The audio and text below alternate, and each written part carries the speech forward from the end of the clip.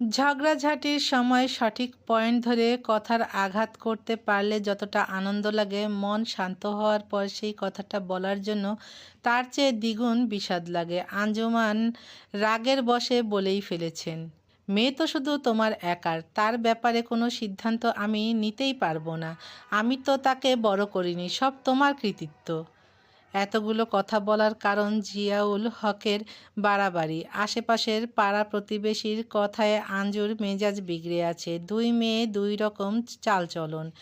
নতুন জায়গায় এসে পড়েছেন বিপদে।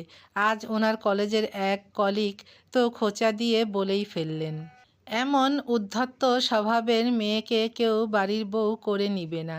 বিয়ের জন্য চাই কোমল নারী, প্রতিমার রূপ, মেয়ে মানুষ। এখনও সময় আছে, মেয়েকে মেয়ে হিসেবে গড়ে তুলুন।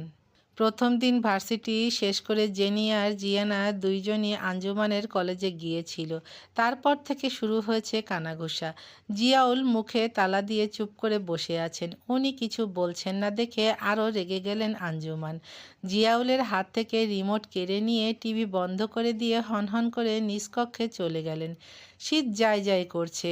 এমন একটা ঝিম ধরানো আবহাওয়ায় কাজকর্ম না থাকলে পোলাপান নানা রকম খেলাধুলা করে, বিশেষ করে ব্যাডমিন্টন, ক্যারামবোর্ড, টেবিল টেনিস ইত্যাদি। নিবিড়ের ভার্সিটির বাইরের ক্লাবটা বেশ বড়। টিনের ঘর হলেও ভেতরে ইন্টেরিয়ার বেশ আভিজাত্যপূর্ণ। এক পাশে খেলাধুলার ব্যবস্থা, আরেক পাশে ছোটোখাটো সভা কিংবা মিটিংয়ের জন্য অসংখ্য চেয়ার বসানো, আর ভেতরে ওপেন সিক্রেট একটা বেডরুম। সেই রুমের একপাশে দেশি বিদেশি অ্যালকোহল সাজানো একটা বেড, বেডের পাশে একটা সিঙ্গেল কাউচ আর একটা বেডসাইড টেবিল।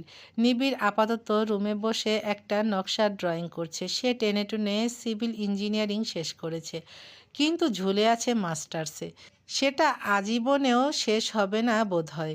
দরজা খোলার শব্দে নকশাটা ভাঁজ করে ড্রয়ারে রাখলো। ভাই, একটা উটকো ঝামেলা হয়ে গেছে। এলাকার এক মাইয়া সুইসাইড করছে। এখন এলাকার মুরব্বীরা সেই মাইয়ারে দাফন করতে দিবে না তাদের এলাকায়। এইটা নিয়ে সকাল থেকে ক্যাচাল। মাইয়ার পরিবার থেকে আমারে বারবার হাতে পায়ে ধরতাছে খালি, যেন আপনি একটু গিয়ে মীমাংসা করে দেন। বলে মক্কু নিবিড়ের দিকে তাকালো। মানুষ মরা উটকো ঝামেলা লাগে তোর কাছে? কাহিনী খুলে বল, কি হয়েছে? রাগ নিয়ে নিবিড় প্রশ্ন করে টি শার্টের ওপর জ্যাকেট পরে নিল। প্রতিবেশী এক পোলার লগে লটর পটর করে পরাগায়ন ঘটিয়ে ফেলেছে, কিন্তু সেই পোলা বিয়া করবে না। আশেপাশে সবাই জানাজানি হওয়ায় কাল রাতে গলায় দড়ি দিছে, আর খবর হওয়ার পর থেকেই পোলা পগার পার। বাইকের চাবি নিয়ে নিবিড় বলল, চল। নিবিড়সহ 6 জন গেল ঘটনাস্থলে। নিবিড়দের পৌরসভার শেষের ওয়ার্ডের এলাকা হওয়ায় এদিকটা একেবারে গ্রাম বলা চলে। বাঁশঝাড়ের নিচে এসে বাইক থামিয়ে ভিকটিমদের বাড়ি ঢুকেই গমগমে গলায় নিবিড় বলে ওঠে, কোন সুবাচ্চা দাফনে বাধা দিচ্ছে? আজ এইখানে 2টা দাফন হবে। মামুন চেয়ারম্যানের ওয়ার্ডের নতুন মাতব্বরের মুখটা দেখি। ব্যাস, আর কোনো সাড়াশব্দ পাওয়া গেল না। জানাজার পর দাফনের জন্য লাশ ওঠানোর সময় ভিকটিমদের পরিবার জিয়ে রাখা কান্না আবার শুরু করে। একজন যুবতী বয়সের মেয়ে কান্নার ধকলে বারবার হেলে পড়ে মাটিতে গড়াগড়ি খাচ্ছিল। মক্কু গিয়ে আগলিয়ে নিল তাকে। সান্ত্বনার নামে বারবার জড়িয়ে ধরছে মেয়েটাকে। নিবিড় হাঁক ছাড়ল মক্কু বলে। মক্কু মেয়েটাকে ছেড়ে পাশে এসে দাঁড়ালো। বদি কানের কাছে গিয়ে বলল, সুযোগ পাইলেই 3 নাম্বার পা খাড়ায়া যায়, তাই না? মরা বাড়িও ছাড় দেস না, ফাত্রা কোথাকার। মক্কু বোকা হেসে বলল, আমার বুক থাকতে মাটিতে পড়বে কেন? আসলে আমি দয়ার পুষ্কুনি। নিবিড় রেগে বলল, নিতম্ভে এমন লাথি দেব দয়া সব ফুটা দিয়ে বের হয়ে যাবে। মক্কুর মুখটা চুপসে যায়। পাশ থেকে বদি মক্কুর কানে ফিসফিসিয়ে বলে, নিজে করলে লীলা, আমরা করলে বিলা। দাফন কাজ সুন্দরভাবে হয়ে গেলে ওরা রওনা হলো ক্যাম্পাসের দিকে। জিয়ানার বেশভূষার জন্য ওর ব্যাচের তেমন কেউ আগ বাড়িয়ে মেশা তো দূরে থাক, কথাও বলে না। জিয়ানাও মেয়েদের সাথে তেমন কমফোর্টেবল না। আগে আগে যখন মেলামেশার চেষ্টা করত, দেখা যেত তাদের বেশিরভাগ আলাপ বয়ফ্রেন্ড না হয় সাজগোজ আর মেয়েলি পোশাক আশাক নিয়ে। নতুনত্বের কিছু নাই। এদের সাথে আড্ডা দিলে বহির্বিশ্ব দূর কি বাদ, দেশের খবরও জানা যায় না। এদের গণ্ডি অতি সংকীর্ণ। এর চেয়ে চায়ের দোকানের বয়স্কদের আড্ডা ভালো। সেখানে দেশি বিদেশি পলিটিক্স থেকে শুরু করে নেতানিয়াহুর বংশের নারী নক্ষত্র বের করে তাকে প্রতি ঘন্টায় কতবার মৃত্যু দেওয়া উচিত সেই হিসাব করা হয়ে যায়। ইন্ডিয়া পাকিস্তানের বর্ডার জটিলতার মীমাংসা হয়। র এজেন্টদের নানা অপারেশনের সাফল্য আর অসাফল্য বের করা হয়। দেশের পলাতক সিরিয়াল কিলার থেকে শুরু করে আমেরিকার প্রেসিডেন্ট নির্বাচনে গিয়ে ঠেকে। একদিনে পুরো বিশ্ব ব্রহ্মাণ্ড ঘুরে আসা যায়। ঢাকায় মগবাজার যখন থাকতো সেখানকার টং দোকানের অনেক মুরব্বীদের সাথে তার সখ্যতা ছিল। ওনারাও জিয়ানাকে খুব পছন্দ করেন, কিন্তু এখানকার সবাই অদ্ভুত চোখে তাকায়। তার বন্ধুবান্ধব বলতে সেই মহিউদ্দিন দাদু, জসিম কাকু, উকিল আঙ্কেল এরাই ছিল।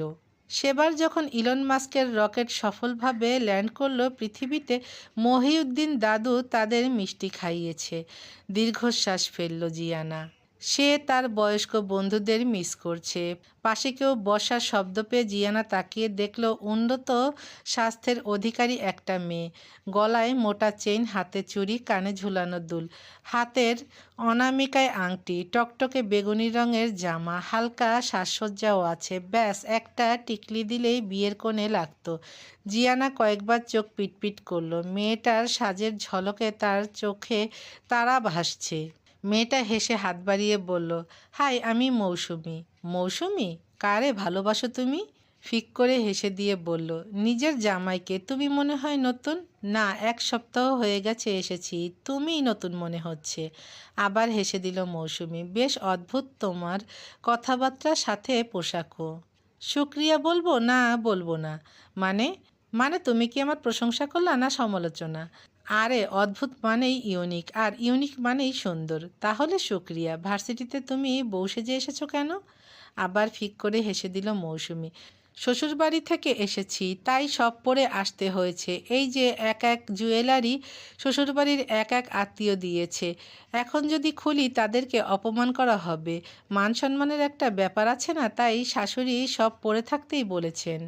আশ্চর্য, তোমার জুয়েলারি পরে থাকার সাথে তাদের মানসম্মানের কী সম্পর্ক? তাদের মানসম্মান এত ঠুনকো কেন? শ্বশুরবাড়ি গেলে বুঝবা এখানে কত রকম মানসম্মান আছে। বাড়ির বউ দাঁত বের করে হাসলেও মানসম্মান নষ্ট হয়। আরে ব্যাস, দাঁত বের করলে যদি মানসম্মান চলে যায় তাহলে পাত দিলে তো বিশ্ব ব্রহ্মাণ্ড ধ্বংস হয়ে যাবে। মৌসুমি অট্টহাসি দিয়ে ওঠে। হাসতে হাসতে মেয়েটার চোখের পানি বের হয়ে যাচ্ছে দেখে জিয়ানা আরও বলল, আরে পাত তো অতি প্রাকৃতিক একটা বিষয়, এতে হাসার কি আছে? প্রধানমন্ত্রী থেকে পিয়ন, কুইন ভিক্টোরিয়া থেকে আমাদের দেশের হিরো আলম সবাই পাত দেয়। চিলিয়ার। মৌসুমি কোনোরকম নিজেকে ধাতস্থ করে বলল, ফ্রেন্ড হতে পারি তোমার সাথে? পারিস, তবে জামাই সংসার আর সাজগোজ নিয়ে কথা বলে অবন্ধু করে দেব। আচ্ছা, আমরা না হয় শুরু থেকেই অবন্ধু হই। বলে দুইজন হাত মিলালো। পরক্ষণেই প্রফেসর ঢোকায় দুইজন ক্লাসে মনোযোগী হলো। বাজারের এক দোকানের সামনে নিবিড়রা ব্রেক নিল চা খাওয়ার জন্য। চা অর্ডার করে সিগারেট ধরিয়েছে মাত্রই তখনই চলে এলো নিবিড়ের অপোজিট পার্টির লোকজন। এসেই মক্কুর মাথায় ঠেলা দিয়ে বলল, সর নিবিড়ের জাঙ্গিয়া। মক্কুর শরীর রাগে রিরি করে উঠল। বদি হাত ধরে ঠান্ডা হওয়ার ইশারা করে বলল, আরে পাপ্পু ভাইয়ের মোজা যে। গলাকাটা মকবুল বদির কথায় কান দিল না। নিবিড়ের দিকে ঘুরে বলল, তো নিবিড় সাহেব, পৌরসভার আর কোনো মেয়ে টেস্ট করা বাকি আছে? বলে খ্যাক খ্যাক করে হেসে ওঠে। নিবিড় সিগারেটের একটা লম্বা টান দিল, তারপর সেটা ফেলে পায়ের সামনের অংশে পিষে ফেলল। বলল, আছে তোর বাড়ির মেয়েগুলো। মক্কু আর বদিসহ তার দিকের ছেলেগুলো হৈ হৈ করে উঠল। রাগে গলাকাটা মকবুল দাঁড়িয়ে বলে, ক্ষমতায় আছিস ভেবে কি সাপের 5 পা দেখেছিস? হয় সাপের কয়েক শত পা, না হয় একটাও নেই। অবান্তর জিনিস তোরা দেখিস, নিবিড় দেখে না। বলে পকেট থেকে টাকা বের করে দোকানদারের সামনে ফেলে চলে যায় বাইকের দিকে। ভাই, মকবুল্লার বার কিন্তু বেশি বাড়ছে, ওরে হালকা কইরা একটা ডলা দেয়া দরকার না? বাইক থামিয়ে নিবিড় ঘুরে বলল, মশা মেরে যে আমি হাত নোংরা করি না তুই ভালো করেই জানিস। ঠিক আছে ভাই, বুঝছি, আর বলা লাগবে না। বাইকের ব্রেকের সমস্যা হচ্ছে, তাই নিবিড় নেমে কয়েকটা লাথি দিয়ে বলল, বাস্টার্ড বাইক। তারপর হন হন করে সামনে হাঁটা ধরে। মক্কু সামনে গিয়ে কয়েকবার চেষ্টা করার পর স্টার্ট দিয়ে পেছন পেছন আগালো। নিবিড়ের রাগ হলেই হাঁটা দিবে, বাইকে থাকলে সেটাকে ফেলেই এগিয়ে যাবে। অদ্ভুত এই লোকটার সাথে থাকে বলে কতজন কত কথা বলে, সে যে যাই বলুক, সে নিবিড়ের স্বাদ ছাড়ে না। রাস্তা থেকে তুলে এনে তাকে আশ্রয় থেকে শুরু করে লেখাপড়া সব করিয়েছে নিবিড়, তার জন্য বাবা মা সব। নিবিড় তিনবেলা লাথি দিলেও মকুকে কেউ সরাতে পারবে না তার কাছ থেকে। আর নিবিড় কি সেটা মকু আর সজীব ছাড়া কেউ জানে না। যদিও পারিবারিক যে একটা ঘাপলা আছে সেটা বোঝে, তা না হলে বাবা মা 14 গোষ্ঠী থাকতে কেউ আলাদা ফ্ল্যাট কিনে একা থাকে? একদম দরকার ছাড়া মুখ দিয়ে কথা বের হয় না নিবিড়ের। আর কত যে অদ্ভুত আচরণ এর আছে, সে সবের কোনো ইয়াত্তা নেই। নিবিড় নিজের রাগ কমানোর জন্য সবসময় হাঁটাহাঁটি করে। হেঁটেই ক্যাম্পাসে পৌঁছালো। মকুও পেছনে এসে বাইক সমেত দাঁড়ায়। সামনে তাকিয়ে দেখতে পেল জিয়ানা আর বদির বোন মৌসুমি কথা বলতে বলতে এগিয়ে আসছে। হঠাৎ পাশ থেকে কাদা পানি ছিটকে পড়ল জিয়ানার গায়ে। ঘটনা এত দ্রুত ঘটল, জিয়ানা বুঝে উঠতে পারল না কি হলো। আশেপাশের সবাই হাসাহাসি শুরু করেছে। মৌসুমি জিয়ানার সামনে আড়াল করে দাঁড়িয়ে কাঁদো কাঁদো হয়ে গেছে। ভয়ের কারণ একটাই, জিয়ানা সাদা জর্জেট শার্ট পরেছে। পানিতে সেটা ট্রান্সপারেন্ট হয়ে ভেতরের অন্তর্বাস স্পষ্ট দেখা যাচ্ছে। মৌসুমি বলল, তোর ব্যাকপ্যাকটা সামনে ধর, তাহলে সমস্যা হবে না। জিয়ানার সেসবে খেয়াল নেই, সে পাশের ছেলেটার দিকে তাকিয়ে আছে। তারপর সে অবস্থাতেই ঘুরে বলল, আজ তককে তককে ছিলি না, কখন সুযোগ হবে পানি ছোড়ার? এটা কি ড্রামা সেট? কেউ নায়িকার গায়ে পানি ছিটিয়ে দিবে, সে কেঁদে ভাসাবে, তারপর নায়ক এসে শার্ট খুলে তার সম্মান বাঁচাবে? আমার সম্মান এত সস্তা না। শরীর নিয়ে না আমি প্রাউড ফিল করি, না হেজিটেড। আশেপাশের যারা হাসাহাসি আর ফোন বের করে ভিডিও করছিল, জিয়ানা তাদের উদ্দেশ্যে বলল, শার্ট খুলে দেব, ভালো মতো দেখা যাবে, দেই। বলে শার্টের বোতামে হাত দিয়েছে, অমনি কেউ একটা জ্যাকেট তার গায়ে পরিয়ে দিচ্ছে। উপরে তাকিয়ে দেখে রাফিন ইসলাম। রাফিন হাত ধরে বলল, জিউ চলো। জিয়ানা আর কোনো সাড়াশব্দ করল না। নিবিড় পুরো ঘটনা দাঁড়িয়ে দেখে পানি নিক্ষেপকারীর দিকে এগিয়ে গিয়ে বলল, কে? ছেলেটা আমতা আমতা করে বলল, মানে? যেটা জিজ্ঞেস করেছি সোজা উত্তর না বাঁকা আঙ্গুল? ভাই, আমার কোনো দোষ নেই, আপনাদের লোকেই নির্দেশ দিছে। নিবিড়ের ভ্রু কুঁচকে গেল। আমাদের মানে? সমুদ্র ভাই, বলে কেটে পড়ল ছেলেটা। নিবিড় মক্কুর দিকে জিজ্ঞাসা দৃষ্টিতে তাকায়। মক্কু বলল, ভাই, সমুদ্র ভাই তামান্নার সাথে রিলেশনে আছে। কয়েকদিন আগে তার ফোনে তামান্নার ছবিসহ কন্ট্যাক্ট নাম্বার থেকে কল আসলে আমার সন্দেহ হয়। একটু খোঁজ নিয়ে দেখি কমন রুমের চিপায় দুইজন চুম্মাচুম্মি করতাছে, বলে কান ধরে ফেলল। ঠিক এই জন্যই বদিকে বলেছিলাম, বোন বিয়ে দেওয়ার আগে 10 বার ভাবিস। কাপড় পরলে বদলানো যায়, কিন্তু কপাল পরলে। থেমে আবার জিজ্ঞেস করলো, আর এই জিয়ানা মেয়েটার কি খবর? ভাই, আমি ঠিক বলতে পারবো না কি খবর। যাদেরকে ওর পেছনে লাগিয়েছিলাম, কাল তারা আমার কাছে মাপ চেয়েছে, বলেছে অন্য কাজ দিতে। এই মেয়ের মাথা খারাপ। খুলে বল। ক্লাবের দিকে হাঁটতে হাঁটতে বলল নিবিড়। দুইজন ওই মেয়ের পেছন পেছন ক্যাম্পাস থেকে বের হয়েছিল ঠিকই, কিন্তু মাঝপথে যে নাকি মাইয়া অদৃশ্য হইয়া যায়। তার ঠিক 5 মিনিট পর তাদের দুইজনের পেছনে দাঁড়িয়ে ভাউ করে ভয় দেখাইছে। এইভাবে কয়েকবার করছে। সেই দুইজনকে নিয়ে মার্কেটের আশেপাশের এলাকা থেকে প্লাস্টিকের বোতল টোকাইছে। সেখান থেকে বস্তিতে গিয়ে এক গাদা টোকাই পোলাপানের সাথে পিকনিক করছে। লগে উড়াধুরা গানের সাথে টানা 40 মিনিট নাচাইছে। আমার পাঠানো 2 পোলারে বগল দাবা করে নিয়েই সারাদিন টই টই করে ঘুরছে। দিন শেষে তাদেরকে 100 করে টাকা দিছে পারিশ্রমিক হিসেবে।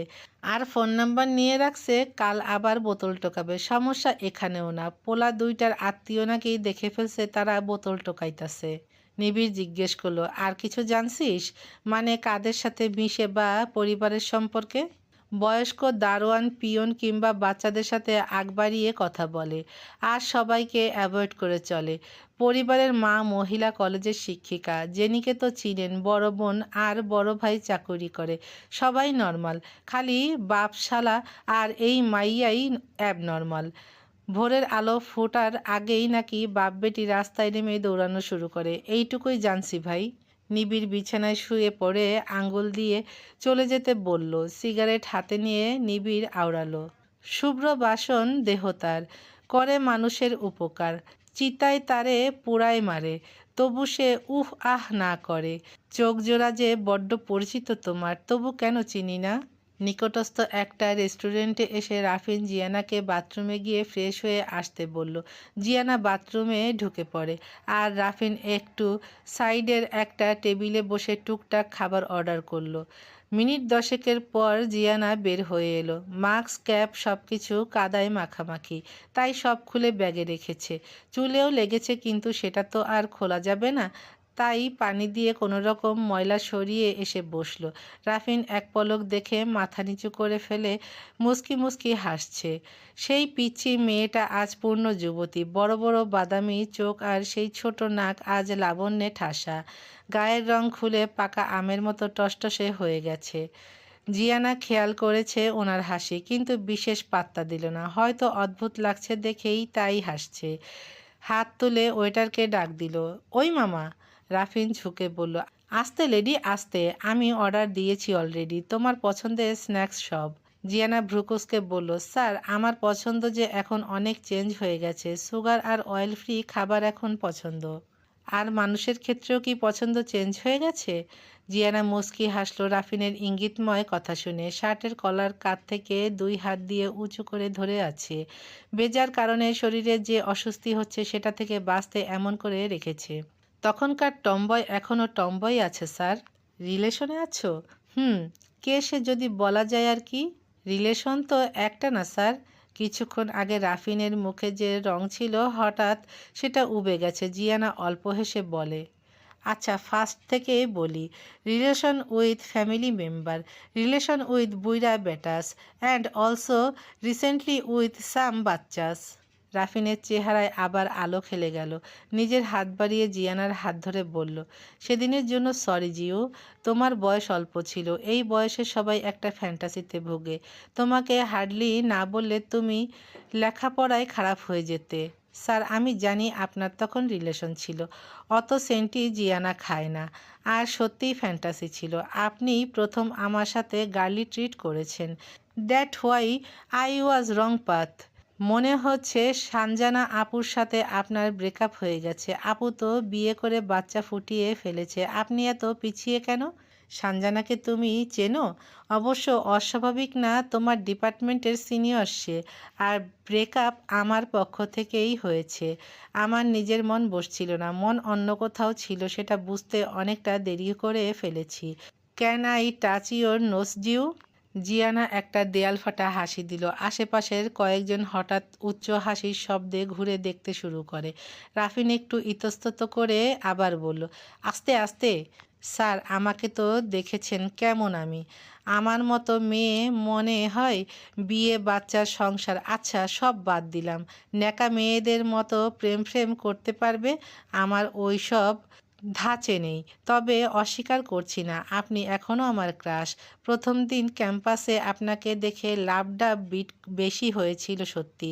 তবে আপনার পরিচয় পাওয়ার পর সব ফুস। ওয়েটার খাবার পরিবেশন করলো তখন। সত্যি সব স্ন্যাক্স জিয়ানার পছন্দ। Cashew nut salad with extra cheese, wafer with ice cream, mint lemonade butter shashlik.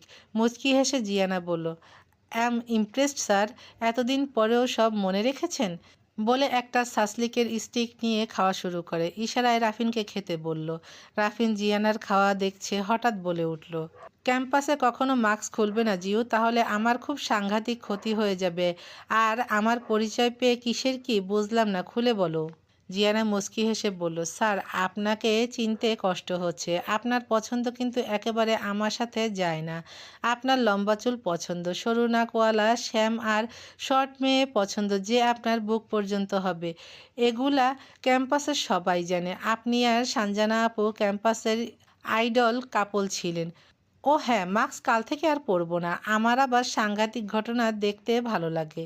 বলে বড় বড় বাইটে সবগুলো সাসলিক খেয়ে লেমন্ডার গ্লাস থেকে স্ট্র ফেলে দিয়ে এক চুমুকে শেষ করলো সেটা। তারপর আবার বলল, আপনার বাবা স্থানীয় ইউপি চেয়ারম্যান, যদিও ওনার রেপুটেশন খুব ভালো এলাকায়, জনদরদি নেতা, কিন্তু আমার রাজনৈতিক পাবলিকে অ্যালার্জি। আমাদের আলমারিতে অনেক রকম পোশাক থাকে আর রাজনৈতিক ব্যক্তিদের থাকে অনেক রকম চরিত্র।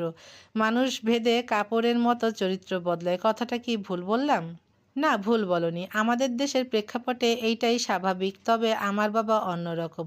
উনি এই পর্যন্ত অনেক ত্যাগ তিতিক্ষার বিনিময়ে এসেছেন। তুমি হয়তো জানো আমার পরিবারের প্রায় সবাই খুন হয়েছে, সাথে আমার বাবার একটা হাতও গেছে।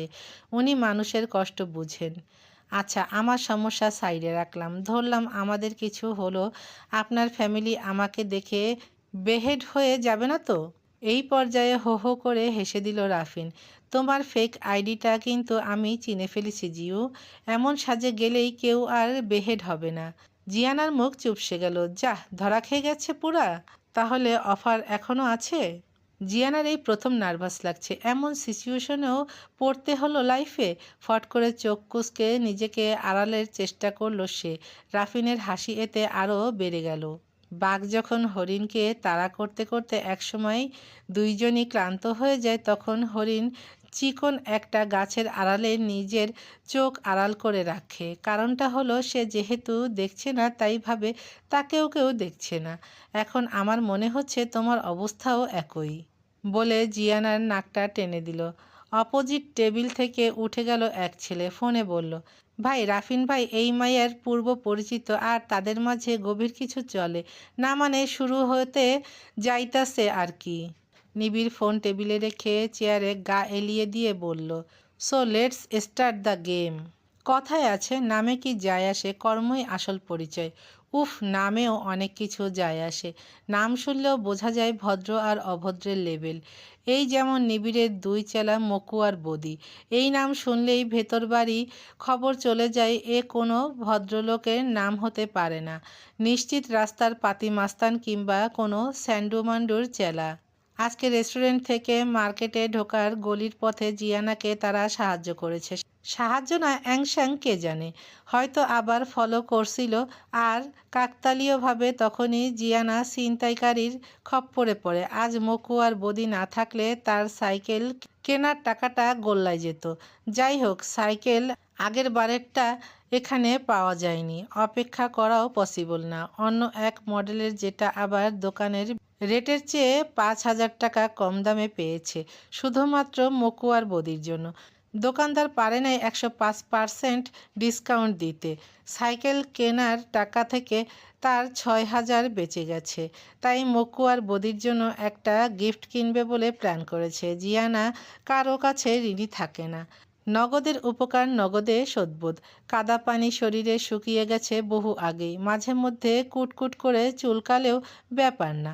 গ্রামের বাড়িতে সাঁতার শেখার সময় ন্যাচারাল সানস্ক্রিন হিসেবে বহু কাদা মেখেছে শরীরে। আজ অনেক দেরি হয়ে গেছে বাসায় ফিরতে। কত ঘন্টা লটকে থাকা লাগবে কে জানে। কিন্তু বাসার দরজা লক দেখে কপাল ভাঁজ করলো। তারপর জেনিকে ফোন দিয়ে জানলো তাদের নানুর হঠাৎ শরীর খারাপ করেছে। তারা সবাই সেখানেই আছে, ফিরতে রাত হবে। আর তাড়াহুড়ো করে সবাই চলে গেছে, তাই রান্নাও হয়নি। চাবি বাইরের পাদানির নিচে রাখা। জিয়ানারই আজ দিন। গুনগুন করে গান গেয়ে বাসায় ঢুকলো। নানুর বাসায় সবাই গেলেও জিয়ানা যায় না। বিশেষ কারণে তাদের নানু তাকে পছন্দ করেন না। কেন করে না কে জানে। জিয়ানাও সেই বুড়িকে দেখতে পারে না। বয়স্ক মানুষ হবে ধার্মিক, আল্লাহ খোদার নাম জপতে থাকবে, তা না খালি কুটনামি করে এই বুড়ি। মামিদের বদনাম তার ঠোঁটের আগায় লেগে থাকে। দাদাবাড়ি বলতে নেই কিছুই। এক চাচা ছিল, উনিও নিরুদ্দেশ। দাদা দাদি কবেই মারা গেছেন। থাক সেসব। তার চমৎকার একটা পরিবার আছে না। Side family does not matter. ব্যাগটা বিছানায় ঢিল দিয়ে রেখে ফটাফট টাওয়াল নিয়ে ওয়াশরুমে ঢুকে গেল। নাক টানার শব্দে বিরক্ত হয়ে নিবিড় করা একটা ধমক দিয়ে উঠল। নাটক করার জন্য যদি ফোন দিয়ে থাকেন, তাহলে নাটকের স্ক্রিন টাইম আপ। রাখছি বলে ফোন নামাবে, তখন শুনতে পেল, আব্বু একবার আয়, কতদিন দেখি না তোকে, আসবি? আম্মু তোর জন্য রেজালা করেছি, সাথে মিক্সড চাটনি।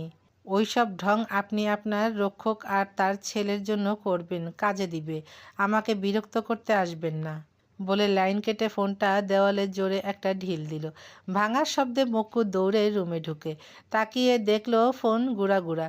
খাটের নিচ থেকে একটা শপিং ব্যাগ বের করে ভাঙা ফোন থেকে সিমটা বের করে বাকিটুকু রেখে দিয়ে বলল, 20 নাম্বার ফোনের ভবলীলা সাঙ্গ হলো। ঘুরে চলে আসবে তখন নিবিড় জিজ্ঞেস করলো, এতক্ষণ কোথায় ছিলি? ভাই, জিয়ানার সাথে সাইকেল কিনতে গিয়ে দেরি হয়েছে। পথে আবার মকবুল্লার এক চেলারে ছিনতাই করার সময় হাতে নাতে ধরছি, হেইডারে ডলা দিতে গিয়ে আরও দেরি হয়েছে। তখন প্রবেশ করলো বদি, হাতে ফোনে কিছু একটা চলছে। নিবিড়ের দিকে ফোন বাড়িয়ে দিয়ে বলল, ভাই, ভার্সিটির ট্যালেন্ট হান্ট গ্রুপ থেকে শেয়ার দিছে।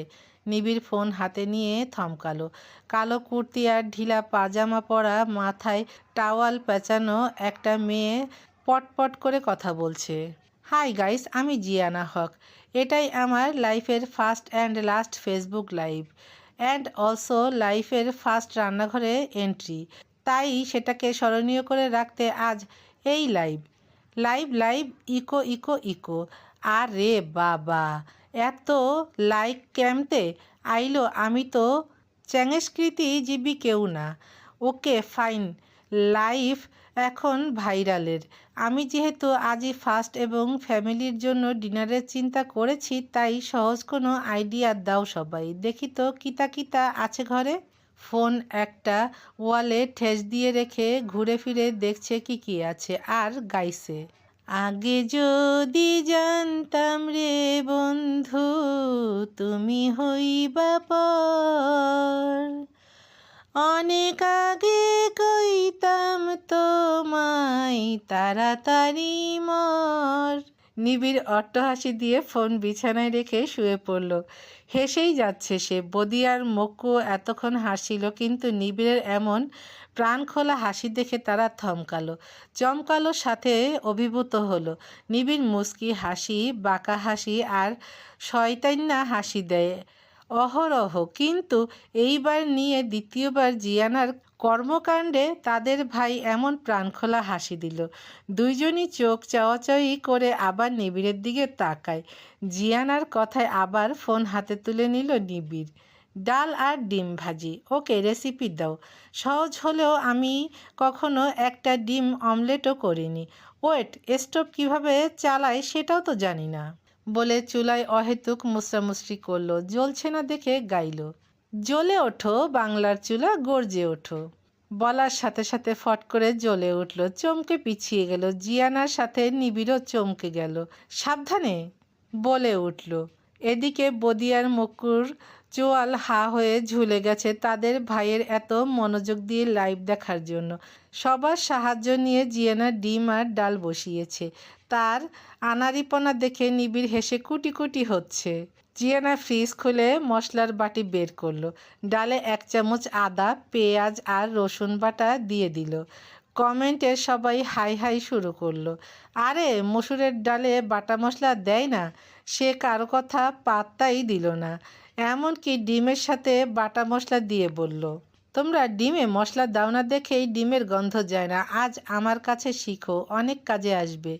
বড় পেঁয়াজকে 4 টুকরো করে ডালে দিয়েছে। রসুন কাটতে গেলে সেটা ভারী জটিল মনে হয়, বাদ দিল। রসুন বাটাই দেয়া হয়েছে, গোটা দেয়ার কি দরকার? ডগমগ করে রান্না সে 30 মিনিটে শেষ করলো। ডালের কালার অতি পানসে হয়। রান্না করার পর 1 চামচ হলুদ দিল। সবাই এখন উল্টাপাল্টা মজার কমেন্ট করছে। জিয়ানা সবারটা ফলো করতে গিয়ে এই গোলমাল করে ফেলেছে। নিবিড় বদির আইডি দিয়ে কমেন্টস করলো, 1 চামচ খেয়ে যেন কেমন হয়েছে খেতে। জিয়ানা এই কমেন্টস পড়ে 1 চামচ মুখে দিয়ে ব্ল্যাক করে ফেলে দিয়ে বলল, ভন্ডুরা, আমার এখন বিয়ার গেলসের মতো বলতে ইচ্ছে হচ্ছে, অতি জঘন্য খেতে। এই খাবার খেয়ে বেঁচে থাকলেও দেখা হবে না, মরে গেলেও তো নাই। আল্লাহ হাফেজ, বলে কেটে দিল। নিবিড়ের হাসি হঠাৎ করে বন্ধ হয়ে গেল। সে কি এতক্ষণ এই দুইজনের সামনে দাঁত কেলিয়েছে? ঘুরে বদিয়ার মক্কুর দিকে তাকালো। তারা দুইজন নিবিড়ের দিক থেকে ফট করে নিজেদের দিকে তাকিয়ে একে অন্যের পিঠ চুলকানো শুরু করলো। মক্কু বলল, ডাইনে ডাইনে, আর একটু উপরে, হ হ ওইখানে দে, আহ আরাম। আলহাজ মামুন ইসলাম দেখা করতে এসেছেন স্থানীয় সংসদের হুইপের সাথে, কিন্তু উনি ভেতর বাড়ি ব্যস্ত।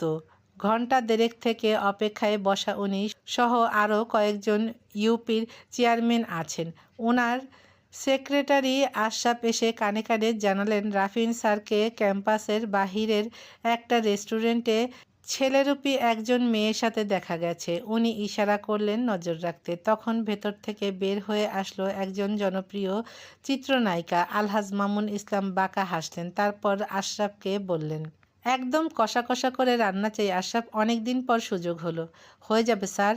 মাননীয় সংসদের সাথে বড্ড নমনীয় এবং অত্যন্ত বিনয়ী হয়ে যখন প্রতিটা ইউপি চেয়ারম্যান নিজেদের ঘাটতি তুলে ধরছিল, তখনই হন্তদন্ত হয়ে প্রবেশ করলো ওনার সেক্রেটারি। আর কানে কানে কিছু বলার সাথে সাথে উনি চেয়ার ছেড়ে উঠে দাঁড়িয়ে পড়লেন। মাঘের শেষের দিক হওয়ার পরেও কুলকুল করে ঘাম শুরু হয়। মিটিং রুমের সবাই মুখ চাওয়াচাই করছে। সেক্রেটারি এখানেই মিটিং শেষ করতে বলে ওনাকে ধরে ভেতরে চলে গেলেন। মামুন ইসলাম বাহিরে বের হয়ে আশরাফকে বললেন, আমার আসনে অন্য কেউ অনেক দিন অযাচিত হয়ে বসেছিল, এইবার আসল উত্তরাধিকার বসবে। কি বলেন আশরাফ সাহেব? আশরাফ নত মস্তিষ্কে উচ্চারণ করলো, বিলকুল। সারা শহরে তুলকালাম পড়ে গেছে। মাননীয় সংসদ সদস্য রেজাউল সরকার আর চিত্রনায়িকা রুমঝুমের গোপন ভিডিও ফাঁস। এই এক হেডলাইনের জন্য হাতে হাতে মোবাইলের সবাই একই জিনিস দেখে চলেছে। উপর মহলে খবর পৌঁছাতে বেশি সময় লাগলো না। পরের দিনই তাকে ডাকা হলো কেন্দ্রীয় পার্টি অফিসে। সেখান থেকে যা ব্যবস্থা সেটা নেওয়া হবে। নিবিড়ের কাছে এই খবর পৌঁছালো কিছুটা দেরিতে। খবর শুনেই ছুটে চলল। আজ মকুও নাগালে পেল না তাকে। নিবিড়ের সাথে রেজাউল সরকারের সম্পর্ক ভালো। উনি নিজ হাতেই নিবিড়কে তৈরি করেছেন। নিবিড়ের কয়েক সেকেন্ডও লাগেনি বুঝতে এর পেছনে কার হাত। মামুন ইসলামের যে চেয়ারম্যানের চেয়ার আর ভালো লাগছে না সেটা বুঝেছিল আগেই। জাতীয় নির্বাচনের লোভ ওনার বহুদিনের, কিন্তু নিবিড় বেঁচে থাকতে তা হতে দিতে পারে না। রাত যে অনেক গভীর সেদিকে তার খেয়াল নেই। বাজার পার হয়ে শুনশান রাস্তায় ওঠার পর টনক নড়ল। অদূরে অন্য একটা বাইক তাকে ফলো করছে। বাইকের গতি বাড়িয়ে শটানে একবারে গিয়ে থামল এমপির বাড়ির গেটের সামনে। দারোয়ান ঘুমে ঝিমাচ্ছিল। বাইকের শব্দে দফা রফা করে উঠে সালাম দিয়ে গেট খুলে দিল। ততক্ষণে পেছনের বাইকও কাছে চলে আসছে। মকু আর সমুদ্র। নিবিড় মুচকি হাসল। ভাগ্য করে কিছু বন্ধু পেয়েছে, মরতে গেলেও সাথে যাবে। নিবিড়কে গিয়ে অপেক্ষা করতে হলো না। ওয়েটিং রুমেই ছিলেন রেজাউল সরকার। নিবিড়কে দেখে এগিয়ে এসে বললেন, তোমার অপেক্ষায় ছিলাম। কি এক মুসিবত বলো, এই বয়সে এসে এমন এক কেলেঙ্কারি হলো, পার্টি অফিসে মুখ দেখাতেও লজ্জা লাগছে। খুলে বলুন তো কি ঘটেছিল? নিবিড় সোফায় বসতে বসতে জিজ্ঞেস করলো। কিছুদিন থেকে এই নায়িকা ফোন দিচ্ছে। ওনাদের এক এনজিওর জন অনুদান লাগবে। আজ ফ্রি ছিলাম তাই আসতে বলেছি। এখন রুমে ঢুকেই সে বলল, গরম লাগছে এসি দিতে। শীতের দিন তাই এসির রিমোট কোন চিপায় কে জানে। তবুও আমি ড্রয়ারগুলোতে খোঁজ শুরু করি। না পেয়ে ভাবলাম ফ্যানটাই ছেড়ে দিই। তারপর ফ্যান দেওয়ার পর আমি ওনার চেয়ার ক্রস করে আসার সময় ওনার শাড়ির আঁচল আমার হাতে কেমনে জানি বেঁধে কাঁধ থেকে খুলে পড়ে। সেই শাড়ির আঁচল আমার হাতের কাছের ছবি ভাইরাল। আমার মেয়েটার বিয়ের সামনে এমন এক সময় ষড়যন্ত্রের শিকার হলাম। ঘর আর বাহির সব জায়গাতেই ছি ছি ডাক উঠে গেছে। নিবিড় নীরবে সব শুনে জিজ্ঞেস করলো, সেই নায়িকার স্টেটমেন্ট নিলেই তো সব জল পরিষ্কার হয়ে যায়? সমস্যা তো এখানেই, তাকে পাওয়া যাচ্ছে না। এখন যদি মার্ডার টার্ডার হয় সব দায় পড়বে আমার ওপর। আপনার সিসি ক্যামেরার কি হলো? কাকতালীয়ভাবে 2 দিন থেকে সেটাও নষ্ট। নিবিড় উঠে দাঁড়ালো আর বলল, আপনার শত্রু তো আপনার ঘরেই। অ্যাসিস্ট্যান্টকে ডাকুন। সে ছাড়া তো আপনার অনুপস্থিতিতে এই রুমে কেউ আসে না। এখনই সিসি ক্যামেরা নষ্ট হওয়া কোনো কাকতালীয় ঘটনা না। না না, ও তো ছিলই না 2 দিন, ছুটিতে ছিল, আজই এসেছে। Now I am sure he is a traitor. ডাকুন একটু বাজিয়ে দেখি। এমপি হাঁক ছাড়লে এসে উপস্থিত হয় সেক্রেটারি আজমল আহমেদ। নিবিড় ডানে বামে গেল না, সরাসরি জিজ্ঞেস করলো, চেয়ারম্যানের সাথে সেদিনের ডিনারে আপনাকে কি উপহার দিয়েছে মিস্টার আজমল আহমেদ? ডিনারের ব্যাপারটা তো কারো জানার কথা না, তবুও বলল। হঠাৎ রাস্তায় দেখা হলো, উনি ছাড়লেন না, তাই ডিনার করতে হলো। আপনার পিতা খুবই ভালো মানুষ। পিতা কথাটা শুনে হাত মুঠো করে ফেলল নিবিড়। অপরদিকে এমপির চেহারা শক্ত হয়ে উঠল। নিবিড় বলে উঠল, যেই এমন অঘটন ঘটাক, এমনটা না করলেও পারত। এমপি সাহেবের এইবার নির্বাচনের ইচ্ছা ছিল না। যোগ্য কাউকে উনি পার্টির কাছে রিপ্রেজেন্ট করতেন, সেই হিসেবে আমাদের ইউপি চেয়ারম্যান সবার প্রথম কাতারে ছিল। এমপি এইবার ঘুরে বসল নিবিড়ের দিকে। সে কখন এমন সিদ্ধান্ত নিল কিছু বলবে তার আগেই আজমল বলে উঠল, এটাই ভালো সিদ্ধান্ত। নির্বাচনের বেশি সময় তো নেই। মামুন স্যারের জনপ্রিয়তাও তুঙ্গে, উনি নির্দ্বিধায় পাশ করে যাবেন। রেজাউল সরকার উঠে ঠাটিয়ে একটা চড় দিলেন। পাশের রুম থেকে ওনার পার্সোনাল গার্ডদের ডাক দিলেন আদরখানায় নিয়ে যাওয়ার জন্য। নিবিড় বলল, স্যার আমি কাল আপনার সাথে দেখা করতাম, কিন্তু সময় পাচ্ছিলাম না। এখন মনে হচ্ছে আগে দেখা করে এই কথাটা জানানোর দরকার ছিল সবার আগে। আজমলের স্বীকারোক্তি আপনার ফেঁসে যাওয়া থেকে বাঁচাবে আশা করি। তোমাদের বাচ্চার ক্লেশটা কী নিয়ে সেটাই বুঝি না আমি নিবিড়। সে আমার বাবা না। আর রাজনীতিতে বাপ বেটা বলে কিছু নেই, এখানে পুরোটাই নীতিহীন রাজ। বলে উঠে গেল নিবিড়। জিয়াউল আর আঞ্জুমান ফিরলেন রাত 10টা নাগাদ। বাহির থেকে খাবার এনেছে জিয়ানার জন্য। আঞ্জুমান ফ্রেশ হয়ে এসে জিয়ানাকে ডেকে রান্নাঘরে ঢুকলো। পরক্ষণে মৃদু এক চিৎকার দিল। ডাকে সাড়া না দিলেও চিৎকারে জিয়ানা বই রেখে শটান হয়ে দাঁড়িয়ে যায়। জিয়াউল আর জিয়ানা এসে দেখে আঞ্জুমান রেগে লাল হয়ে আছে, আর রান্নাঘরে সিডর আইলা নার্গিস সব ঘূর্ণিঝড় বয়ে গেছে। জিয়ানা দরজার পাশ থেকে হুস হুস করে বিড়ালটাকে তাড়িয়ে বলল, আম্মু, পাশের বাসার বিড়ালটা চরম বেয়াদব আর চোট্টামিতে এক্সপার্ট। কোন দিক দিয়ে ঢুকে তোমার রান্নাঘর লণ্ডভণ্ড করে ফেলেছে আল্লাহ জানেন। তখন রান্না শেষে যখন দেখে রান্নাঘরের ধ্বংসর্ষ অবস্থা, জিয়ানার মাথা চক্কর দিয়ে ওঠে। সে এটাকে ঠিক করতে গেলে আরও খারাপ করে ফেলবে। কি করবে উপায় না পেয়ে জানালা খুলে দেয়, আর ডিম ভাজা সেখানে রেখে আয় আয় বলে বিড়ালটাকে ট্যাপে ফেলে। এখন এটার ওপর সব দায় দিয়ে সে কেটে পড়বে। আঞ্জুমান একটা খুন্তি হাতে নিয়ে বলল, বিড়াল কি ডাল রান্না করতে পারে? পারে না? উল্টা জিয়ানা চেহারা অসহায় করে প্রশ্ন করল। ব্যাস, চোর ধরা। আঞ্জুমান তেড়ে এলে আর জিয়ানা এক ছুটে জিয়াউলের পেছনে। অসভ্য মেয়ে, তোকে আমার রান্নাঘরে ঢুকতে কে বলেছে? বাপ বেটিতে মিলে আমার রান্নাঘর যেমন ছিল তেমন করে দিবি, না হলে আজ তোদের ঘরে জায়গা নেই। কি আশ্চর্য, এখানে আমি কোত্থেকে এলাম? জিয়াউল বলে সরে যেতে নিলে জিয়ানা কাঁধ ধরে আটকিয়ে দিয়ে বলল, আব্বু গো, যেও না। এই খুন্তির মাইর তো খাও নাই, আমাকে বাঁচাও। সব দোষ তোমার জিয়া। জেনিকে কিন্তু আমি সব মোটামুটি শিখিয়েছি, কিন্তু তোমার এই কন্যাকে তুমি গড়েছ, আর আজ এই হাল। একটা ডিম ভাজতে পারে না। মেয়েরা জজ ব্যারিস্টার হলেও চুলা গোতাতেই হয়। বলে ধপধপ পায়ে নিজ কক্ষে ফিরে গেলেন আঞ্জুমান। জিয়াউল অসহায় দৃষ্টিতে মেয়ের দিকে তাকালেন। জিয়ানা চোখ পিটপিট করে বলল, cap, you are the main culprit. রান্নাবান্নার ট্রেনিংয়ের part, you left the one. হনহন করে রান্নাঘরে ঢুকে গেলেন জিয়াউল। বিড়ালের মতো পা ফেলে জিয়ানাও পেছন পেছন গেল। তুমি নাকি কিছু টোকাইদের সাথে মিশছো আজকাল, ওদের সঙ্গ ছাড়তে হবে। কেন? আবার প্রশ্ন করছো কেন? ওদের কোনো কিছুই ঠিক নেই। পুচকে পুচকে বাচ্চা সব নেশা করে, গালাগালিতেও পিএইচডি। জিয়াউল প্লেট বাটি সিঙ্গে নিতে নিতে বলল, এটার দায়িত্ব ওদের না আব্বু, তো কাদের? ওরা জন্মগত এমন না, পৃষ্ঠপোষকতার অভাবে এমন। ময়লা বিনে ফেলে বলল জিয়ানা। কতদিন থেকে চিনো এদের? এদেরকে এক শ্রেণীর লোক এই অবস্থা থেকে উপরে উঠতে দিবে না, আবার নিচেও নামাবে না। শহরের গুরুত্বপূর্ণ ইনফরমেশন পাচার হয় এদের মাধ্যমে।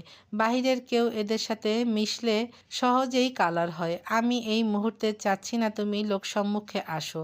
আরও কিছুদিন সময় লাগবে তোমার রেডি হতে। আব্বু, তুমি কি আমাকে স্মাগলার বানাতে চাও, কিংবা সিরিয়াল কিলার? নাকি কঠিন প্রতিশোধ নিতে তোমার শত্রুর ঘরে বউ করে পাঠাবে, তারপর নির্দেশ দিবে, যা জিয়ানা যা, এরাই তোর শত্রু, এদেরকে জ্বালাইয়া পুড়াইয়া খাক করে দে, এই টাইপ কিছু? কোমরে হাত দিয়ে প্রশ্ন করল জিয়ানা। ফিক করে হেসে দিলেন জিয়াউল হক। তারপর বললেন, জীবন নাটকের চেয়েও নাটকীয়। আমরা আমাদের সামনের কিছুই দেখতে পারি না, আবার পেছনের অনেক কিছু সম্পর্কে জানি না। অতীত আর ভবিষ্যৎ যখন সামনে এসে দাঁড়াবে, আমরা সাধারণ মানুষ প্যানিক হয়ে যাই। কিন্তু যারা কুল হেডেড, অনেক অবজারভেন্ট, তাদের কিন্তু ভেতরের ঘাবড়ানো প্রকাশ পায় না। আর শত্রুরা ঠিক এইখানে গিয়েই এলোমেলো হয়ে যায়। কারণ যাকে আঘাত করার জন্য এত আয়োজন, সে যদি থাকে নিষ্পৃহ, তাহলে শত্রুর উদ্দেশ্য 50% সেখানেই শেষ হয়ে যায়। আব্বু, আমার চমৎকার এই লাইফে কার নজর লাগবে বলো? আমার জীবনে কোনো নাটক সিনেমার জায়গা নেই। তবে একটা সিন অলরেডি হয়ে গেছে। তুমি বলেছ কাউকেই 50% উপরে বিশ্বাস না করতে, কিন্তু রাফিন স্যারকে আবার বিশ্বাস করতে ইচ্ছা হয়। রাফিন স্যারকে তোমার মনে আছে? জিয়াউল তড়াক করে ঘুরে গেলেন জিয়ানার দিকে। রাফিন ইসলাম?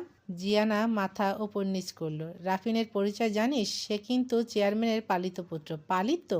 তবে তো ভালোই হলো। আপাতত দূরে থাক এসব থেকে। রাফিনের যে আসল বাবা রূপক মণ্ডল, যার কথা নীলুফা বলেছিল, তার ছেলে। পুলিশের মতে সেদিনের হত্যাকাণ্ডে রূপকের লাশও ছিল, কিন্তু পত্রিকায় লাশের ছবি দেখে কোথাও রূপকের মতো বডি নীলু খুঁজে পায়নি। চেয়ারম্যান হচ্ছে তোর নীলুফা চাচির ভাই। আমার এই এলাকায় আসার একমাত্র উদ্দেশ্য কিন্তু ওই পরিবার। আমার ভাই আর নীলুর খোঁজ নেয়ার একমাত্র মাধ্যম চেয়ারম্যান নিজে। জিউ, তোকে আগেই বলেছিলাম না? কিন্তু উনি এই ব্যাপারে কারোর সাথেই কোনো প্রকার কথা বলেন না। ওনার নাকি প্যানিক অ্যাটাক হয়। চাচি নিখোঁজ এটা শুনেও ওনার ভাই নিশ্চয়ই চুপচাপ বসেছিলেন না, কারণ পরিবারের সবাইকে হারিয়ে একমাত্র বোনকে পাওয়ার জন্য ওনার তো অনেক দূর যাওয়ার কথা। আচ্ছা, যদি তুই এখন নিজেকে রেডি মনে করিস, তাহলে জিউ, একটা কাজ দিব তোকে। এই প্রথম তার পার্টির ছেলেপেলেদের ডিটেলস বের করে দিতে পারবি? হ্যাঁ পারবো। ওদের সাথে আমার পরিচয় হয়েছে। সব নর্মাল, তবে ওদের যে মাথা শুকনিল নিবিড়, সে খুব চালু চিজ। চোখ মুখ শার্প আর স্থির থাকে অলওয়েজ। আর অবশ্যই ওভার থিঙ্কার। কি নাম বললি? সুখ? তোদের ক্যাম্পাসেই পড়ে? পড়ে কি আদু ভাই? বয়স তো কমপক্ষে 27-28 হবে, এখনও ঝুলে আছে। আচ্ছা, পার্সোনালি আমি সুখের সাথে কথা বলবো, কারণ নীলুফা বারবার বলতো তার একমাত্র ভাতিজা সুখ বেঁচে আছে। আর একটা অ্যালার্ম হচ্ছে, ওভার থিঙ্কার যারা, তারা কিন্তু প্রচণ্ড অবজারভেন্ট হয়। চট করে তাদের সামনে কেউ মিথ্যা বলতে পারে না। সত্য মিথ্যা তারা সহজেই ধরে ফেলে। সাভার থানার কিছু কিছু ইউনিয়ন এখনও একেবারে গ্রামে। জিয়ানা প্রথমে এসে বেশ অবাকই হয়েছে। ঢাকার নিকটে একটা থানার এখনও এত চমৎকার পল্লী রূপটা আছে, সত্যি অবিশ্বাস্য। ধামরাইয়ের এই এলাকায় সকাল সকাল সাইকেল নিয়ে হাজির জেনি। সেই সকাল থেকে টানা ফোন দিয়ে তার মাথা আউলা ঝাউলা করে দিয়েছে। ভোরে খেজুরের রস পাড়া হয় এখানে, সেটা খাওয়াবে। সাইকেল নিয়ে কিছুটা দূরে থামলো। অদূরে একটা গাছের আড়ালে জেনি আর সজীবকে দেখা যাচ্ছে। এতক্ষণে পরিষ্কার হলো ব্যাপারটা। নিজের সেফটির জন্য এত তলব। 3 শাওনে পান 1 আষাঢ়ে ধান। জিয়ানাকে ব্যবহার করার, দাঁড়াও বের করছি বলে নিজের ফোন বের করে চিপায় তাদের কার্যকলাপ ভিডিও করলো। আচ্ছা জেনি, আমার বয়সের দিকে তোমার মায়া হয় না? দুঃখী দুঃখী মুখ করে বলল সজীব। কি মায়া হবে? বয়সের সাথে মায়ার কি সম্পর্ক? আমার বন্ধুবান্ধব সব বিয়ে করে হানিমুন করা শেষ। এখন শুধু আউটকাম আসা বাকি, আর তুমি আমাকে ঘোরাচ্ছ শুধু। মায়ের হোটেলে খেয়ে বন্ধুর হোটেলে কামলা খাটলে কে তোমাকে বিয়ে করবে সজীব? চাকরির চেষ্টা করছি তো জেনি, না হলে কি করব? সারাদিন ক্লাবে আড্ডা দেয়া এই তোমার চেষ্টা? আজকাল নাকি ড্রিঙ্কও করছো। কবে না জানি বন্ধুর মতো মেয়ে নিয়ে রুমে ঢুকে যাবে। লা হাওলা ওয়ালা কুয়াতা ইল্লা বিল্লাহ। এত অবিশ্বাস? এটা সত্যি। বন্ধুদের আড্ডায় জোরাজুরিতে 2 বার খেয়েছি, কিন্তু খেয়ে প্রচণ্ড অসুস্থ বোধ করি। তাই নিবিড় বলেছে আমাকে আর এসব আড্ডায় রাখবে না, আর আমার বন্ধুকে নিয়ে কথা হবে না। সে ভার্জিন একটা পোলা, নারীদের এ যাবৎ কখনো ছুঁয়েও দেখেনি। তোমার বন্ধু যদি ভার্জিন হয়, তাহলে জনি সিন্সও পূত পবিত্র পুরুষ। সজীব জেনির মুখের দিকে ঝুঁকে অতি আশ্চর্য হয়ে প্রশ্ন করল, জেনি, তুমি জনি চান্দকে কিভাবে চিনলা? ও মাই গড, তুমি কি ওইসব দেখো? এই এই চলো চলো, আজই বিয়ে করব। কি আশ্চর্য, জনিকে কে না চেনে? সোশ্যাল সাইটে অসংখ্য মেমে তাকে নিয়ে হয়। সে একজন নীল জগতের মানুষ। এটা অ্যাডাল্ট কাউকে বোঝানোর জন্য কিছু দেখা লাগবে কেন? সজীব জেনির হাত ধরে বলল, না না না, আমার বউ অন্য বেটাকে দেখবে কেন? স্বয়ং আমি থাকতে চাকরি বাকরির গুল্লি মারি, আজই বিয়ে। তখনই জিয়ানা সাইকেল দিয়ে তাদের রাস্তা আটকে দাঁড়িয়ে বলল, কি ব্রো, চিপায় চাপায় রোমান্স করে হয়নি? এখন টানাটানি শুরু করেছেন? জেনি চোখ রাঙিয়ে শাসানোর চেষ্টা করলো। জিয়ানা ওইসবের পাত্তা না দিয়ে জিজ্ঞেস করলো, খেজুরের রস নাকি প্রেমিকা? কোনো উদ্দেশ্যে এই সকাল সকাল আমার সাধের ঘুম ভাঙানো হলো মশাই? তারপর হাতের ফোন বের করে সামনে দেখিয়ে বলল, আপি, তোমাদের গোপন ভিডিও। ভ্রু উঁচিয়ে শয়তানি একটা হাসি দিল। সজীব এগিয়ে এসে ফোনটা নিতে চাইলে জিয়ানা সেটা সরিয়ে ফেলল। বোন রে, তোমার বোনের হাত ধরা ছাড়া এই 4 বছরে একটা উড়ন্ত চুমুও খায়নি কসম। এমন ভিডিও কেউ দেখলে ভাববে বাচ্চা কাচ্চার প্ল্যান করে ফেলেছি আমরা। লক্ষ্মী আপু, ডিলিট করো তাড়াতাড়ি। এই তোমরা এইসব ঢং ভং সাইডে রাখো, চলো খেজুরের টাটকা রস খাবো। বলে জেনি আগে আগে হাঁটা শুরু করলো। আমি খাবো না আপি, খেজুরের রসে নিপা ভাইরাস আছে, বাদুড়ের মাধ্যমে এই ভাইরাস ছড়ায়। তোমরা লাইলি মজনু খেয়ে মরো। আমার এখন একটা ঠিকঠাক প্রেমই হলো না। Where is my Majnu? Jenny আবার পিছিয়ে এসে দুম করে একটা কিল বসিয়ে বলল, কাল না বলি স্যার তোকে ইনডিরেক্টলি প্রপোজ করেছে, এখন আবার মজনু খুঁজছিস কেন? সেকেন্ড হ্যান্ড জিনিস আমার পছন্দ না আপি, বেটা প্রেম টেম করে বয়স্ক হয়ে গেছে, আর কোনো গতি নাই, তাই আমার কাছে এসেছে। বলে ফিক করে হেসে দিল।